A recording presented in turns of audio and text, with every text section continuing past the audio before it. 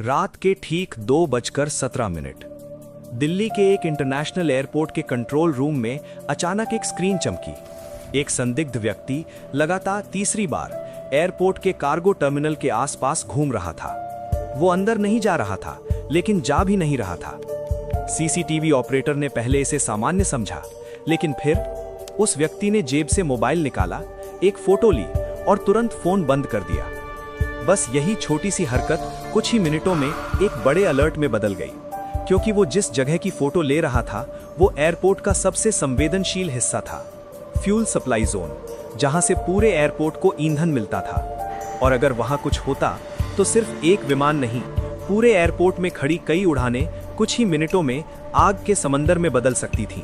उस रात किसी को अंदाजा नहीं था कि ये सिर्फ एक संदिग्ध व्यक्ति नहीं, बल्कि एक बड़े आतंकी ऑपरेशन की शुरुआत थी। एक ऐसा हमला जो अगर सफल हो जाता तो देश के इतिहास का सबसे बड़ा एयरपोर्ट हमला बन सकता था। लेकिन ये हमला कभी हुआ ही नहीं, क्योंकि इसे होने से पहले ही रोक दिया गया। उस रात के बाद एयरपोर्ट सुरक्षा तुरंत सक्रिय हो गई। संदिग्ध व्यक्ति की फुटेज तुरंत खुफिया एजेंसियों को भेजी गई। सिर्फ 30 मिनट के अंदर एक चौंकाने वाली जानकारी सामने आई।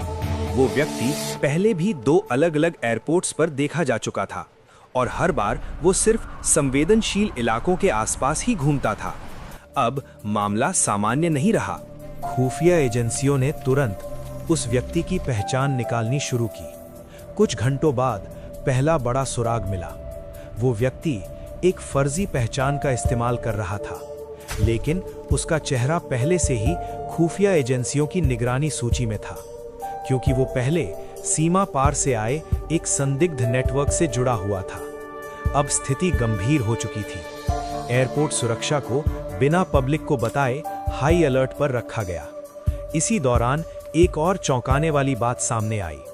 उस संदिग्ध व्यक्ति ने एयरपोर्ट के आसपास 3 अलग-अलग स्थानों पर लोकेशन मार्क की थी: कार्गो टर्मिनल, फ्यूल टैंक और पार्किंग जोन। ये तीनों स्थान अगर एक साथ निशाना बनते तो पूरा एयरपोर्ट ठप हो सकता था। खुफिया एजेंसियों ने तुरंत तकनीकी निगरानी शुरू की। Phone record, CCTV footage, digital गतिविधियां, सब कुछ खंगाला जाने लगा। फिर एक कॉल इंटरसेप्ट हुई, जिसमें हमले की तारीख तय की जा रही थी, और ये तारीख सिर्फ 3 दिन दूर थी। अब देश के कई शहरों में एक साथ निगरानी बढ़ा दी गई। एयरपोर्ट सुरक्षा गुप्त रूप से मजबूत की गई। खुफिया एजेंसियों ने अंतिम ऑपरेशन की तैयारी शुरू कर दी। हमले से एक दिन पहले एक संदिग्ध वाहन एयरपोर्ट के पास खड़ा मिला। उसमें कुछ बैग रखे थे। जांच की गई, अंदर से इलेक्ट्रॉनिक सर्किट, वायर और संदिग्ध सामग्री मिली। अब कोई शक नहीं रहा, हमला बस होने वाला था। रात के 11 बजे खुफिया एजेंसियों ने एक साथ कई जगहों पर छापेमारी शुरू की। दिल्ली, मुंबई और एक सीमावर्ती शहर, तीनों जगह एक साथ कार्रवाई हुई। कुछ ही घंटों में पूरे नेटवर्क को पकड़ लिया गया। पूछताछ में जो सामने आया वह बेहद चौंकाने वाला था।